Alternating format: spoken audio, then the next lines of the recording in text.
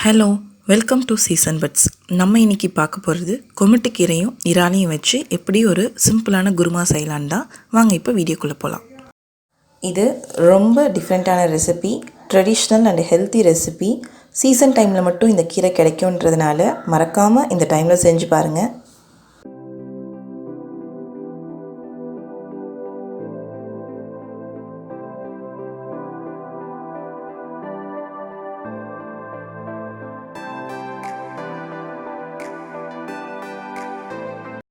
கொமட்டி கீரையோட பலன்கள் என்னென்னு பார்த்தீங்கன்னா, ரத்தத்தை சுத்தம் பண்ணக்கூடியது. இதில் நிறைய மெக்னீஷியம் இருக்குதுன்னு சொல்கிறாங்க.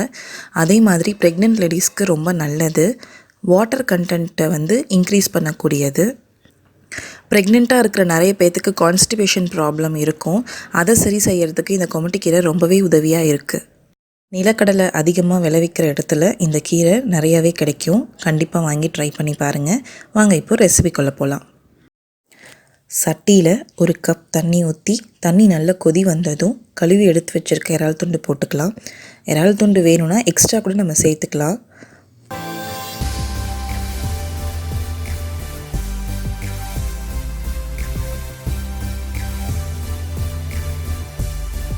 இறால் துண்டு சேர்த்ததுக்கப்புறம் க்ளீன் பண்ணி வச்சுருக்க கொமட்டி கீரையும் நம்ம சேர்த்துடலாம்.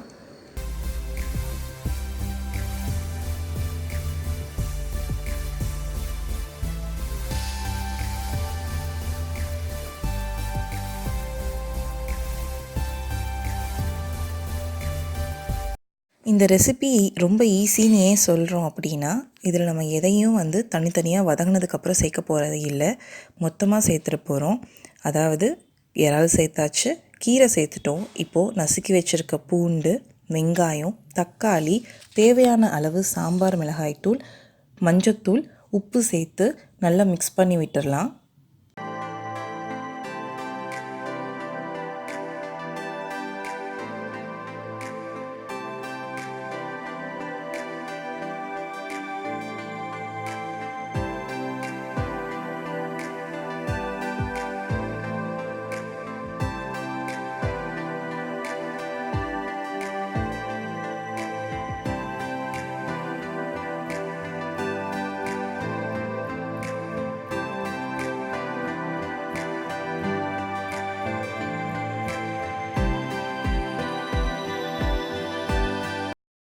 கீரை நல்லா சுருங்குற அளவுக்கு வதக்கி விடணும்.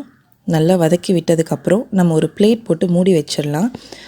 ஒரு 10 நிமிஷம் நல்லா கொதிக்க விடணும். அதாவது 3/4 பதம் இறாலும் கீரையும் வெந்திருக்கணும்.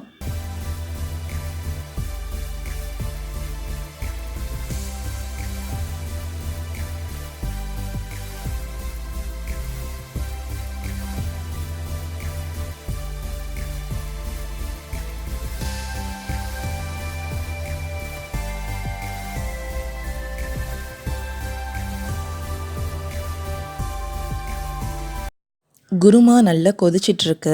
இப்போது சைடில் இதுக்கு சேர்க்க போகிற விழுதை அரைச்சி எடுத்து வச்சிடலாம். ஜாரில் 1/4 கப் தேங்காய் துருவல், 3 பல்லு பூண்டு, 2 டீஸ்பூன் பெருஞ்சீரகம் போட்டு நைஸாக விழுதாக அரைச்சி எடுத்து வச்சிடலாம்.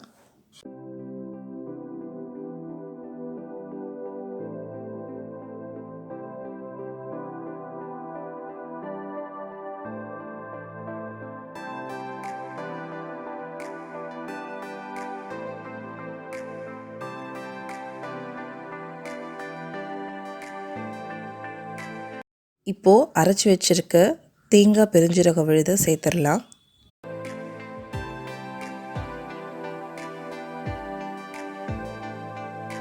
தேங்காய் விழுதை சேர்த்தாச்சு. இப்போ நல்லா கிளறி விட்டுடலாம்.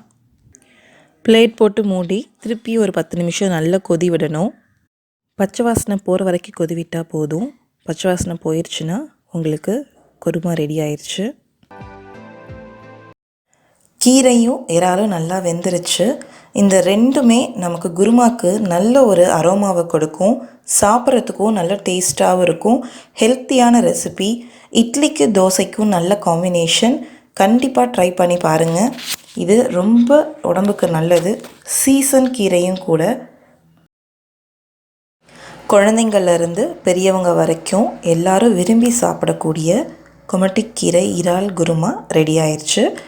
கொமட்டி கீரை இறால் குருமா உங்களுக்கு பிடிச்சிருந்ததுன்னா மறக்காமல் ஷேர் பண்ணுங்கள், கமெண்ட் பண்ணுங்கள், லைக் பண்ணுங்கள் அண்ட் சப்ஸ்கிரைப் பண்ணுங்கள். தேங்க்ஸ் ஃபார் வாட்சிங்.